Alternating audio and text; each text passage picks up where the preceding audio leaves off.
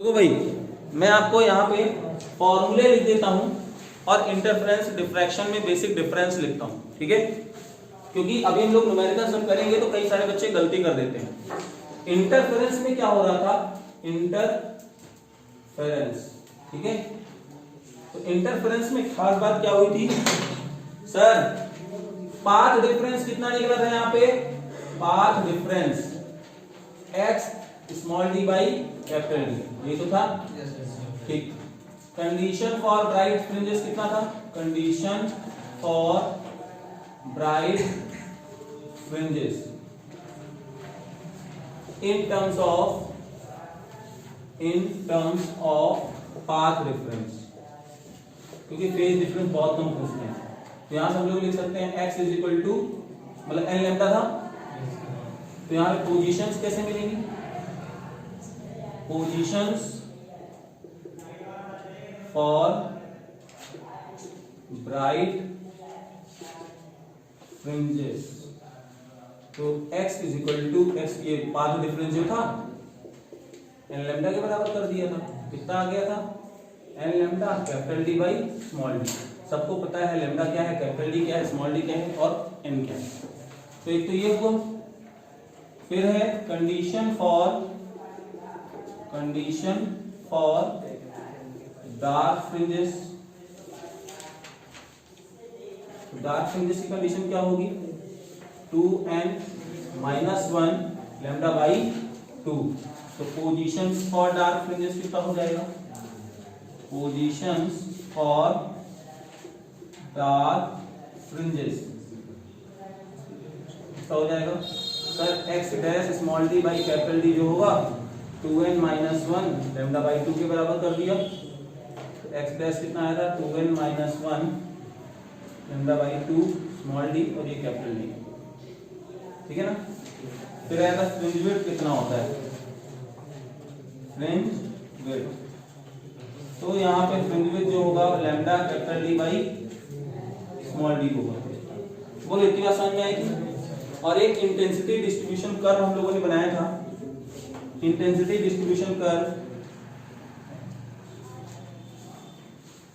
और क्या खास बात देख रहे थे सर, इंटेंसिटी हर जगह क्या थी, सेम थी, चाहे फर्स्ट डार्क हो, सेकंड डार्क हो, सेकंड ब्राइट हो, देखो जितनी भी मैक्सिमम है सब जगह इंटेंसिटी क्या थी। ये खास, ये था इतना इंपॉर्टेंट फॉर्मूला था किसके, इंटरफेरेंस के। डिफ्रैक्शन में क्या हुआ था, डिफ्रैक्शन में सर पाथ डिफरेंस क्या लेंगे, path difference p sin theta होता था, but theta is very small, so we can write here d theta only.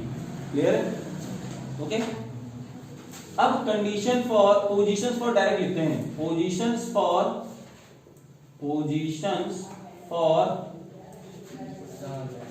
Dark fringes.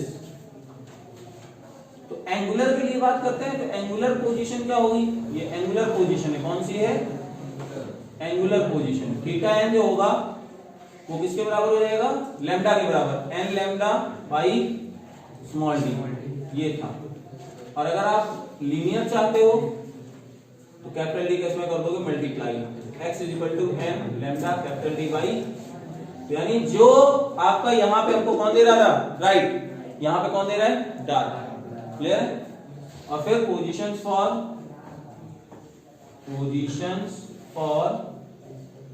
Secondary maxima,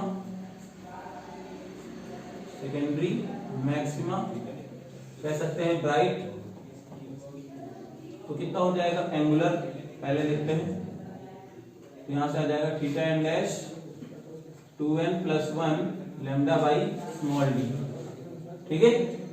और x की वैल्यू अगर चाहोगे तो 2n+1 lambda capital D by small D, ये हो जाएगा। Fringe width of centre bright है ना, width of fringe width of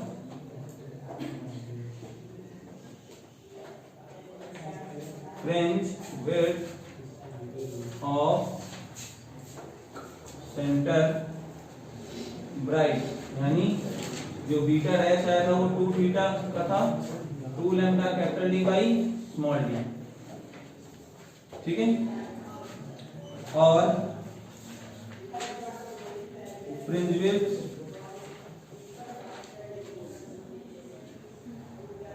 of fringe width other than center right,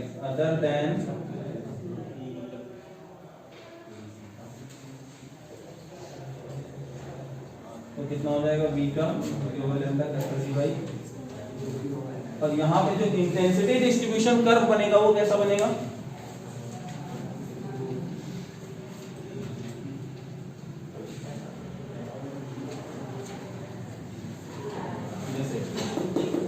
ठीक है।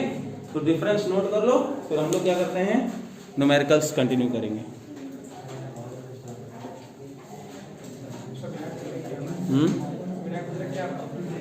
क्या पढ़ा रहे हैं,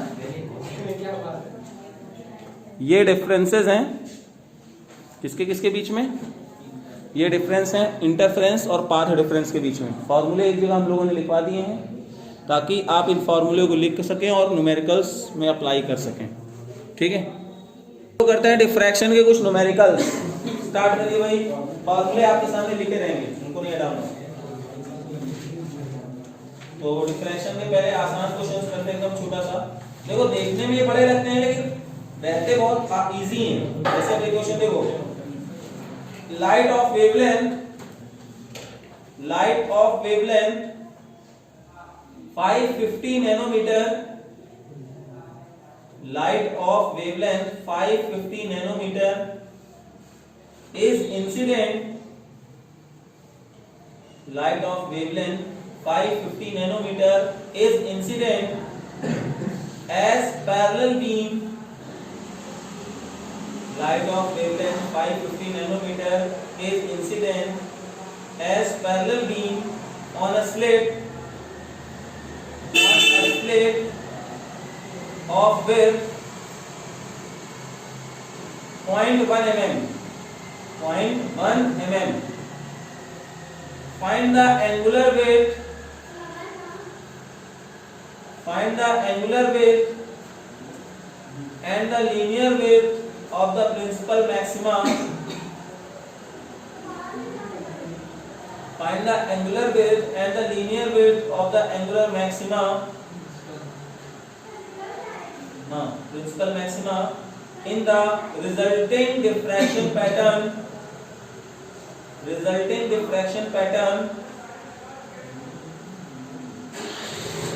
on a screen kept at the distance of principal maxima in the resulting diffraction pattern on a screen kept at a distance of 1.1 meter from the slit.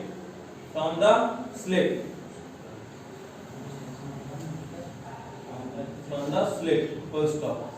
Which of these widths would not change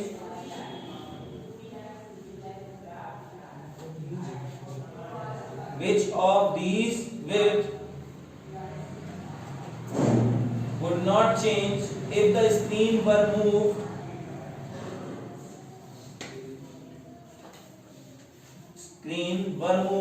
to a distance of 2.2 meter from the slit. If the screen were moved to a distance of 2.2 meter from the slit. अब देखो question देखो बड़ा है, 2.2 metre from the slit. देखो question देखो तो बड़ा है ना, 4-5 लाइन का है, लेकिन क्वेश्चन है बहुत आसान, बेहद आसान है। जो बच्चा देख के घबरा गया एनुअल में तो फिर डर जाएगा और वो नहीं कर पाएगा, जबकि ये बहुत आसान है। अब ऐसे क्वेश्चन को हम लोग ऐसे क्वेश्चन को कैसे करते हैं, देखो इस चीज को लिखते हैं, ठीक है। इधर वाला हटा दे रहा हूं क्योंकि इंटरफेरेंस है। जब हमने डिफ्रैक्शन पैटर्न पढ़ा तो आपको मैं इतना हिंट देता हूं, फिगर अपने दिमाग में बना के रखना है, कोई के फिगर अपने दिमाग में बना के रखना है। ये डिफ्रैक्शन का है, तो ये डिस्टेंस होती है स्लिट विड्थ जो कि स्मॉल डी होती है, ये होती है स्लिट और स्क्रीन के बीच की डिस्टेंस जो कि कैपिटल डी होती है, और यहां से ये जो सेंटर ब्राइट बनता है, तो ये जो थीटा बना हुआ है, टोटल जो थीटा बेसिकली बनता है, तो यहाँ पे स्प्लिट विड्थ मैंने बहुत बड़ा बना दिया है, ये देखो इधर थीटा और ये इधर से थीटा, तो दोनों का जो एंगुलर विड्थ बनता है वो है 2 थीटा। कितना है? 2 थीटा। और ये जो होता है इसकी सेंट्रल ब्राइट की एंगुलर विड्थ नहीं है, ये लीनियर विड्थ है। ठीक है, ओके। तो हमको गिवन क्या क्या है सर? लैम्डा गिवन है कितना? 550 नैनोमीटर ना, बोलो यार। और स्मॉल डी स्लिट विड्थ कितनी गिवन है? 1 mm, 0.1 mm, 0.1 mm है ना। कैपिटल डी गिवन है 1.1 मीटर, और कुछ तो गिवन नहीं। पूछा क्या गया है? सेंटर ब्राइट की angular width, angular width, angular width, centre bright की एंगुलर विड्थ। ये सेंटर ब्राइट पता है कब मिलता है? जब n की वैल्यू कितनी रख दो? 0। सेंटर ब्राइट वाला n की वैल्यू 0 है ना। तो देखो यहाँ पे हम लोग क्या करेंगे, सेंटर ब्राइट चाहिए ना, यहाँ पे देखो n की वैल्यू 0 रखेंगे तो कितना हो जाएगा? एक्सपेंड। यहाँ पे देखो नहीं दिया मैंने ना सेंटर ब्राइट के लिए, ये तो दे दिया मैंने। एंगुलर कितना होगा? एंगुलर वाला फॉर्मूला लिख देता हूँ, जो थीटा n होगा सेंटर के लिए वो हो जाएगा कितना? 2 लैम्डा बाई स्मॉल डी। ये एंगुलर विड्थ है इसकी, सेंटर ब्राइट की, सेंटर ब्राइट की एंगुलर विड्थ है। क्या ये? सेंटर ब्राइट की एंगुलर विड्थ। तो यहाँ पे हमको ये पूछा गया है angular width of centre bright, तो कितना हो जाएगा? 2 lambda by small D. 2 into 10 power minus 2 into 550 10 power minus 9 upon 0.1 into 10 power minus 3। इसको सॉल्व करोगे ये रेडियन में आएगा। ठीक है, तो ये एंगुलर विड्थ हो जाएगी, इसकी क्या हो जाएगी? ठीक है ना। अगर आप चाहते हो कि नहीं सर हमें तो ये चाहिए, ये वाली लीनियर विड्थ चाहिए, तो लीनियर विड्थ का फॉर्मूला क्या है? 2 lambda capital D by small D. जो यहां से निकल के आया है उसमें डी से मल्टीप्लाई कर दो, तो ये कितने आ जाएगा? मीटर में आएगा 10 पावर माइनस 6 में समथिंग में, जिसमें भी आ रहा हो। ठीक है, तो इसकी वैल्यू कितनी आ रही है? 1.1 into 10 power minus 2, 1.1 into 10 power minus 2 radian, 1.1 10 power minus 2। अगर इसको मल्टीप्लाई करोगे तो 12.1, ये इसमें आंसर आ जाएगा इंटू 10 पावर माइनस 3 मीटर। तो बोलो क्या ये क्वेश्चन टाइप था? सिर्फ फॉर्मूले हैं, जिसको फॉर्मूले पता है, ये इमेजिनेशन उसको पता है, वो 5-6 लाइन का क्वेश्चन भी किसी लायक का नहीं, 3 मार्क्स लेके जाएगा। ठीक है, पूछा गया है कि अगर ये डी चेंज करते हो तो कौन सी विड्थ है जो चेंज नहीं होगी? एंगल। जितना ज्यादा ये बड़ा करते जाओगे तो एंगुलर बढ़ता जाएगा, कम करोगे एंगुलर कम हो जाएगी, ये वाला कम हो जाएगा, लेकिन एंगल जो बन रहा है वो सेम रहेगा। तो यहाँ पे लिख सकते हैं कि जब आप स्क्रीन की डिस्टेंस घटाओगे बढ़ाओगे तो देखिए क्या हो रहा है? बीटा चेंज होगा, क्योंकि बीटा डी के प्रोपोर्शनल है। कौन नहीं चेंज हो रहा है? ये, यानी एंगुलर विड्थ चेंज नहीं होगी। बात समझ में नहीं आई? नोट कर लो, नोट कर लीजिए इसको।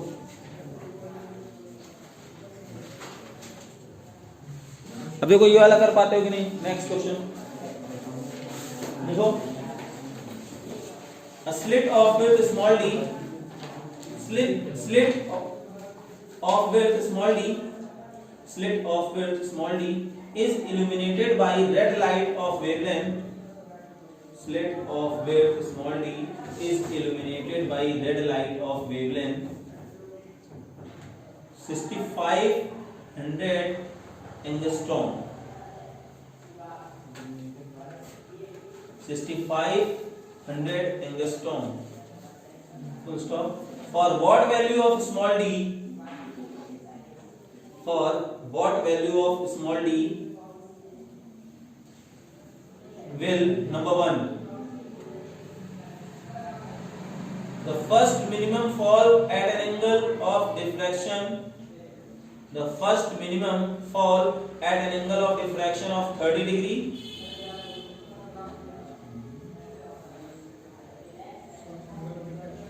The first minimum fall at an angle of diffraction of 30 degree, and number 2,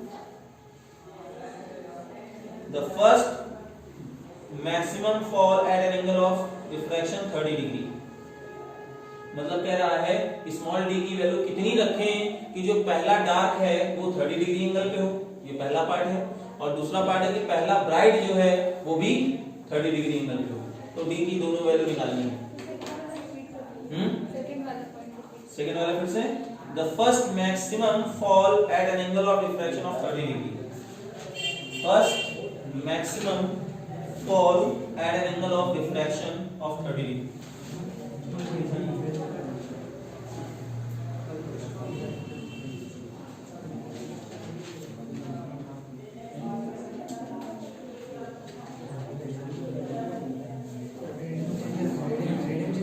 हाँ, और क्या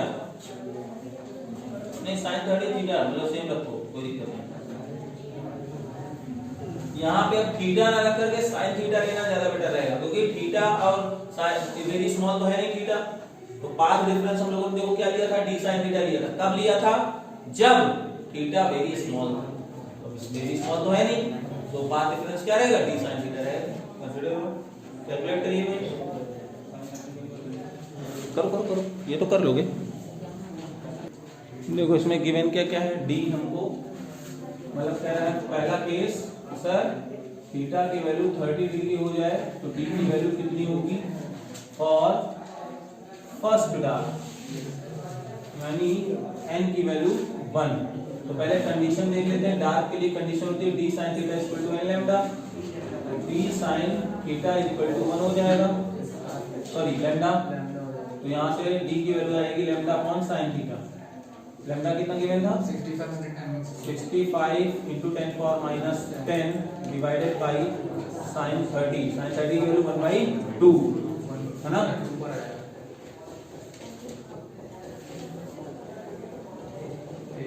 इतना आ गया ना, बुलवाया। दूसरा part sir for first bright चाहिए, फर्स्ट ब्राइट यानी n की वैल्यू 1, लेकिन कंडीशन क्या हो जाएगी, डी साइन थीटा जो होगा वो 2n + 1 divided by lambda by 2। तो n की वैल्यू 1 कर देंगे तो D sine theta D lambda by 2, तो डी की value D lambda by 2 sine theta, D into 65 100 into 10 power minus 10, 2 into 1/2 कितना हुआ 195। बोलो क्लियर है, बात समझ आ रही? तो ये तो आसान क्वेश्चन था। नेक्स्ट क्वेश्चन हम लोग करेंगे, नोट कर लो। नेक्स्ट करते हैं, नेक्स्ट क्वेश्चन देखो भाई, ये वाला क्वेश्चन पूछा है। देखो ये वाला कर पाते हो नहीं पूरा। 2 वेवलेंथ्स ऑफ सोडियम लाइट, हाँ ये अच्छा क्वेश्चन है। 2 wavelength of sodium light 590 nanometer, 2 wavelength of sodium light 590 nanometer and 596 nanometer are used in turn,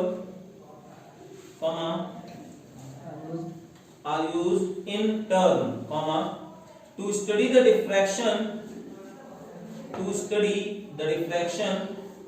taking place at a single slit. 2 wavelength of sodium light 590 nanometer and 596 nanometer are used in turn, to study the diffraction taking place at a single slit of aperture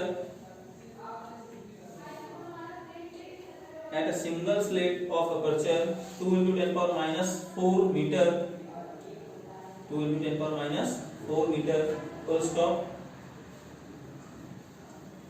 The distance between the slit and screen is 1.5 meter.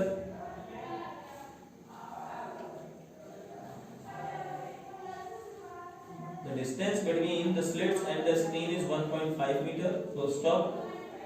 Calculate the separation between the position of first maximum of the diffraction pattern. The distance between the slits and the screen is 1.5 meter. Calculate the separation between the position of first maximum of the diffraction pattern obtained in the two cases.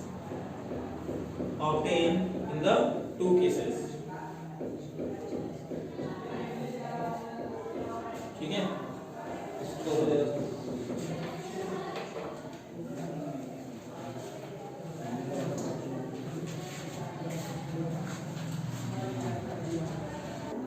चलो देखो इस question में देखिए, वो simple सी बात है।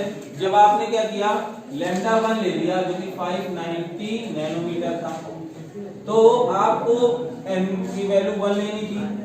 तो यहाँ पे क्या हो जाएगा, d theta 1 is equal to 2n plus 1 lambda by 2।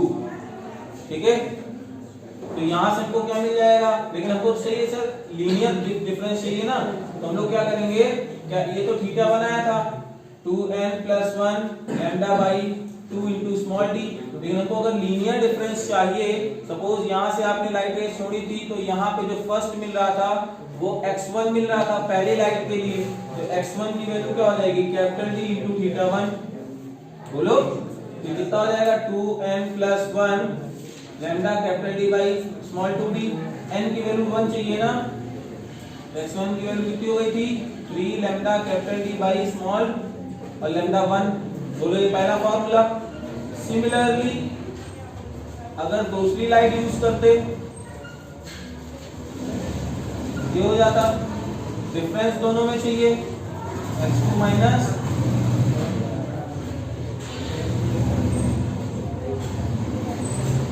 ठीक है, कैपिटल D आपको गिवन है ना, कैपिटल D कितना है, बोलो 1.5, small d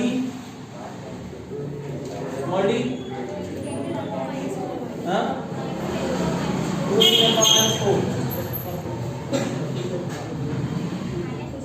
596 minus 590 into 10 power minus ये 10 पावर माइनस 9।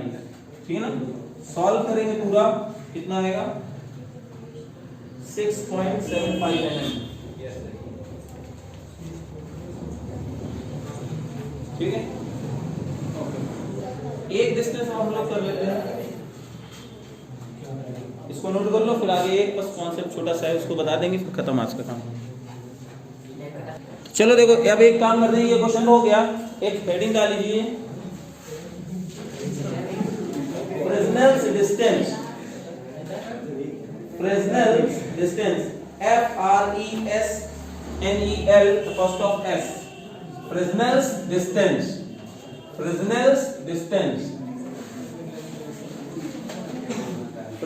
डिस्टेंस ये क्या होता है।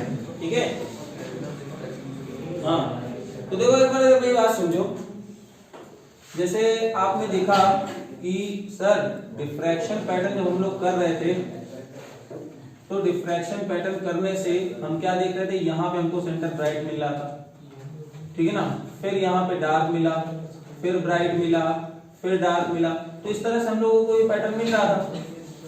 ठीक है, और यहाँ पे हमको जो पोजीशन मिल रही थी x की, फर्स्ट डार्क की, अगर हम यहाँ पे देखेंगे हमको क्या मिल रही थी, फर्स्ट डार्क की हम लोगों की पोजीशन मिल रही थी, तो हम लोग यहाँ पे कह सकते हैं कि sir small x is equal to lambda capital D by small d। वो लोग कह सकते हैं कि नहीं कह सकते, ये कैसे आया फॉर्मूला, अभी आपने देखा ना सर जो लीनियर विड्थ होती है, लीनियर विड्थ जो होती है वो कैपिटल D और एंगुलर विड्थ के बराबर होती है, और ये हमारे लिए क्या है, फर्स्ट डार्क के लिए डिस्टेंस है, फर्स्ट डार्क बोले तो n लैम्डा, n की वैल्यू हो गई 1, तो ये कितने बराबर, लैम्डा के बराबर है ना, तो यहाँ हम लोग क्या कह सकते हैं, capital D lambda by small d। ये हो गया था नहीं, बोलो ये क्या है, फर्स्ट पोजीशन ऑफ डार्क, बोल बात समझ में आई। फ्रिक्शनल डिस्टेंस क्या कहता है? फ्रिक्शनल डिस्टेंस ये कहता है कि जब यहाँ की स्लिट विड्थ चेंज करते हैं तो ये पोजीशन चेंज होती है। ये बात सबको समझ में आ रही है ना? तो ऐसी स्लिट विड्थ की डिस्टेंस जिसके लिए इसकी वैल्यू सेम हो जाए, x की वैल्यू क्या हो जाए, सेम हो जाए, तो उस डिस्टेंस को हम लोग क्या बोलते हैं? फ्रिक्शनल डिस्टेंस बोलते हैं। यानी ये x की वैल्यू अगर d हो जाएगी तो capital D lambda small d हो जाएगा, d square equal to capital D lambda हो जाएगा। ठीक है ना? पूरी बात समझ में आ रही नहीं आ रही? तो जो ये डिस्टेंस, अब देखो यहाँ पे क्या होगा, ये डिस्टेंस जो भी, अच्छा आपको एक बात और पता है सर, सॉरी ये इसको बोलेंगे फ्रिक्शनल डिस्टेंस। कैसे? इसके डिस्टेंस तो स्मॉल डी फिक्स कर दिया था, इसकी वैल्यू जब चेंज कर रहे थे तो ये फ्रिंज विड्थ चेंज हो रही थी ना। अभी बताया था ना मैंने, अभी बताया था कि सर जो ये पोजीशन है ये चेंज होगी इसके चेंज करने से। तो स्मॉल डी की वो वैल्यू, सॉरी कैपिटल डी की वो वैल्यू जिसके लिए ये जो विड्थ है, जो ये विड्थ है ये स्लिट विड्थ के बराबर हो जाए तो वो डिस्टेंस क्या कहलाएगी? फ्रिक्शनल डिस्टेंस कहलाएगा। ये फ्रिक्शनल डिस्टेंस हो गया, df की value small D square by n। नई बात समझिए, फिर से सुन लो सर। ये है पोजीशन ऑफ फर्स्ट डार्क, लेकिन हम क्या देख रहे हैं कि ये चेंज हो सकता है बाय चेंजिंग दिस। क्लियर है? स्क्रीन की डिस्टेंस अगर स्लिट से आप चेंज करोगे तो ये x की वैल्यू चेंज होगी। तो इसकी वो वैल्यू हम लोग निकाल लें, इसकी वो वैल्यू जिसके लिए ये स्मॉल डी हो जाए, वो डिस्टेंस कहलाएगी फ्रिक्शनल डिस्टेंस। और इसके नीचे अब क्या होगा सर, अगर मान लो मैं d की वैल्यू को और ज्यादा चेंज करता रहूं, d की वैल्यू इतनी कम कर दूं कि स्मॉल d से भी कम हो जाए, तो बेटा उस केस में क्या होगा? डिफ्रैक्शन पैटर्न ऑब्टेन नहीं हो पाएगा और लाइट रे क्या होगा? किसकी तरह ट्रीट करेंगी? एक रे की तरह ट्रीट करेंगी। किसकी तरह ट्रीट करेंगी? जरा कुछ सोचो बेटा, जितना ज्यादा यहां से ऐसे होगा डिस्टेंस, उतना ही ज्यादा तो यहाँ पे देखो ये डिफ्रैक्शन समझ में आ रहा है। अगर ये आप यहाँ पे डिस्टेंस कम कर दोगे तो ये तो देखो स्ट्रेट लाइन की तरह जाना शुरू हो जाएगा, है ना? तो Fresnel distance is the maximum distance that up to which we can find diffraction phenomena. Below this distance wave will treat as like ray, है ना? वो रे ऑप्टिक्स की तरह ट्रीट करने लगेगा और वहां से हम लोग डिफ्रैक्शन पैटर्न को ऑब्टेन नहीं कर पाएंगे। तो बोलो बात समझ में आई है? क्लियर है? तो फ्रिक्शनल डिस्टेंस लिख लिया था, लैंग्वेज लिखा लेता हूं फिर नोट कर लेंगे। देख लो, the distance at which the diffraction spread, the distance at which the diffraction spread of a beam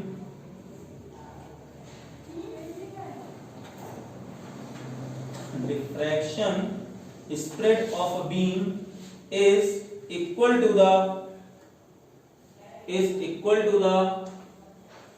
size of the aperture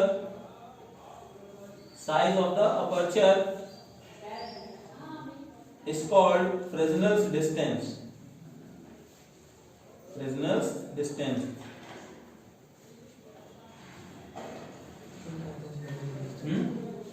अब देखो यहाँ पे कोई लेंस तो यूज हुआ नहीं है बेटा, यहाँ पे कोई लेंस तो यूज हुआ नहीं, तो ये कौन सा ऑफ डिफ्रैक्शन हुआ? फ्रिक्शनल डिफ्रैक्शन हुआ। तो फ्रिक्शनल ने ये ऑब्जर्व किया था कि अगर मैं d की वैल्यू चेंज करता हूं तो मुझे यहाँ पे डिफ्रैक्शन पैटर्न एक सर्टेन डिस्टेंस के बाद नहीं दिखता है, वो लाइट रेज एकदम स्ट्रेट आना शुरू हो जाती है। तो ये वो डिस्टेंस है जिसके बाद से आप डिफ्रैक्शन फिनोमेना ऑब्जर्व कर सकते हैं, उसीलिए अपना नाम दे दिया होगा। क्लियर?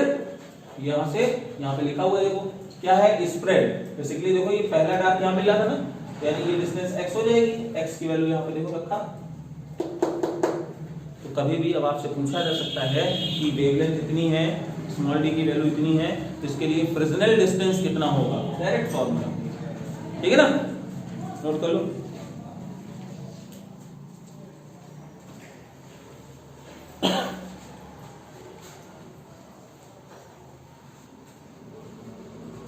आज मैं अपने वो पोलराइजेशन के एनिमेटेड वीडियोस जरूर शेयर कर दूंगा, आप देख लेना मन हो तो, ठीक है? क्योंकि अब यहाँ पे हम लोग पोलराइजेशन नहीं करेंगे,